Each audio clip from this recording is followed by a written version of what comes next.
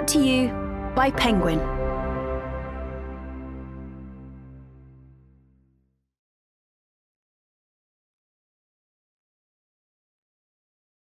Pride and Prejudice by Jane Austen. Read by Indira Varma, with introduction read by Kristen Atherton. Volume 1, Chapter 1.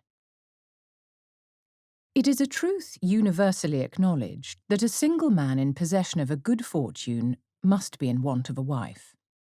However little known the feelings or views of such a man may be on his first entering a neighbourhood, this truth is so well fixed in the minds of the surrounding families that he is considered as the rightful property of some one or other of their daughters.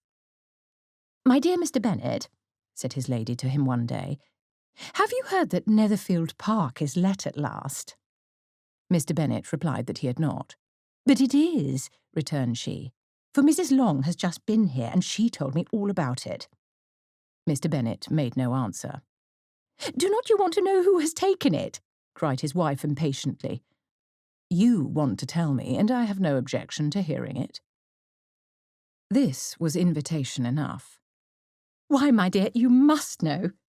Mrs. Long says that Netherfield is taken by a young man of large fortune from the north of England, that he came down on Monday in a chaise and four to see the place, and was so much delighted with it that he agreed with Mr. Morris immediately that he is to take possession before Michaelmas, and some of his servants are to be in the house by the end of next week." "What is his name?" "Bingley." "Is he married or single?" "Oh, single, my dear, to be sure. A single man of large fortune, 4,000 or 5,000 a year. What a fine thing for our girls!" "How so? How can it affect them?" "My dear Mr. Bennet," replied his wife, "how can you be so tiresome? You must know that I'm thinking of his marrying one of them." "Is that his design in settling here?"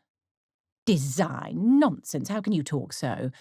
But it is very likely that he may fall in love with one of them, and therefore you must visit him as soon as he comes." "I see no occasion for that. You and the girls may go, or you may send them by themselves, which perhaps will be still better, for as you are as handsome as any of them, Mr. Bingley might like you the best of the party." "My dear, you flatter me. I certainly have had my share of beauty, but I do not pretend to be anything extraordinary now. When a woman has 5 grown-up daughters, she ought to give over thinking of her own beauty. In such cases, a woman has not often much beauty to think of. But, my dear, you must indeed go and see Mr. Bingley when he comes into the neighbourhood." "It is more than I engage for, I assure you." "But consider your daughters. Only think what an establishment it would be for one of them. Sir William and Lady Lucas are determined to go, merely on that account, for in general you know they visit no newcomers. Indeed, you must go, for it will be impossible for us to visit him if you do not." "You are over-scrupulous, surely. I dare say Mr. Bingley will be very glad to see you, and I will send a few lines by you to assure him of my hearty consent to his marrying whichever he chooses of the girls, though I must throw in a good word for my little Lizzie."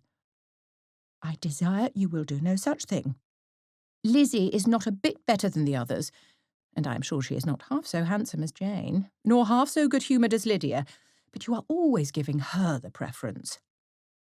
"They have none of them much to recommend them," replied he. "They are all silly and ignorant like other girls, but Lizzie has something more of quickness than her sisters." "Mr. Bennet, how can you abuse your own children in such a way? You take delight in vexing me. You have no compassion on my poor nerves." "You mistake me, my dear. I have a high respect for your nerves. They are my old friends. I have heard you mention them with consideration these 20 years, at least." "Oh, you do not know what I suffer."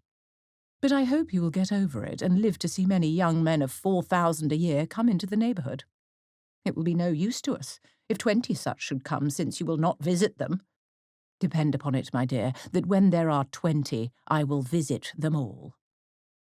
Mr. Bennet was so odd a mixture of quick parts, sarcastic humour, reserve, and caprice that the experience of 23 years had been insufficient to make his wife understand his character. Her mind was less difficult to develop. She was a woman of mean understanding, little information, and uncertain temper. When she was discontented, she fancied herself nervous. The business of her life was to get her daughters married. Its solace was visiting and news. Chapter 2. Mr. Bennet was among the earliest of those who waited on Mr. Bingley. He had always intended to visit him, though to the last always assuring his wife that he should not go, and till the evening after the visit was paid she had no knowledge of it. It was then disclosed in the following manner. Observing his second daughter employed in trimming a hat, he suddenly addressed her with, "I hope Mr. Bingley will like it, Lizzie." "We are not in a way to know what Mr. Bingley likes," said her mother resentfully, "since we are not to visit." "But you forget, mamma," said Elizabeth, "that we shall meet him at the assemblies, and that Mrs. Long has promised to introduce him." "I do not believe Mrs. Long will do any such thing. She has 2 nieces of her own. She's a selfish, hypocritical woman, and I have no opinion of her." "No more have I," said Mr. Bennet, "and I am glad to find that you do not depend on her serving you." Mrs. Bennet deigned not to make any reply, but unable to contain herself, began scolding one of her daughters. "Don't keep coughing so, Kitty, for heaven's sake. Have a little compassion on my nerves. You tear them to pieces." "Kitty has no discretion in her coughs," said her father. "She times them ill." "I do not cough for my own amusement," replied Kitty fretfully. "When is your next ball to be, Lizzie?" "Tomorrow fortnight." "Aye, so it is," cried her mother, "and Mrs. Long does not come back till the day before, so it will be impossible for her to introduce him, for she will not know him herself." "Then, my dear, you may have the advantage of your friend and introduce Mr. Bingley to her." "Impossible, Mr. Bennet, impossible, when I am not acquainted with him myself. How can you be so teasing?" "I honour your circumspection. A fortnight's acquaintance is certainly very little.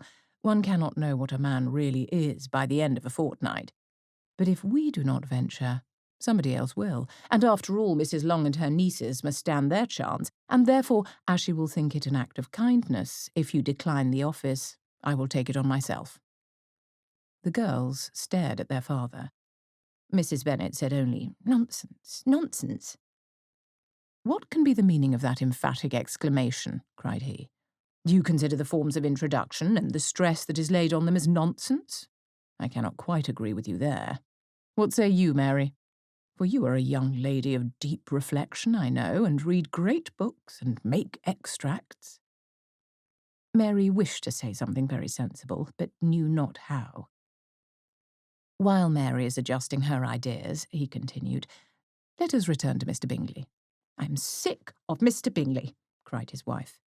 "Oh, I'm sorry to hear that. But why did you not tell me so before? If I had known as much this morning, I certainly would not have called on him. It is very unlucky. But as I have actually paid the visit, we cannot escape the acquaintance now." The astonishment of the ladies was just what he wished. That of Mrs. Bennet perhaps surpassing the rest, though when the first tumult of joy was over, she began to declare that it was what she had expected all the while. "How good it was in you, my dear Mr. Bennet, but I knew I should persuade you at last. I was sure you loved your girls too well to neglect such an acquaintance. Well, how pleased I am, and it is such a good joke, too, that you should have gone this morning and never said a word about it till now." "Now, Kitty, you may cough as much as you choose," said Mr. Bennet, and as he spoke, he left the room fatigued with the raptures of his wife. "What an excellent father you have, girls," said she when the door was shut. "I do not know how you will ever make him amends for his kindness, or me either, for that matter. At our time of life it is not so pleasant, I can tell you, to be making new acquaintance every day. But for your sakes we would do anything. Lydia, my love, though you are the youngest, I dare say Mr. Bingley will dance with you at the next ball." "Oh," said Lydia stoutly, "I'm not afraid. For though I am the youngest, I'm the tallest." The rest of the evening was spent in conjecturing how soon he would return Mr. Bennet's visit, and determining when they should ask him to dinner. Thank you for listening.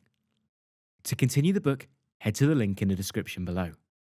And click here to subscribe to the Penguin YouTube channel for more audiobook samples and videos with your favourite authors. See you next time.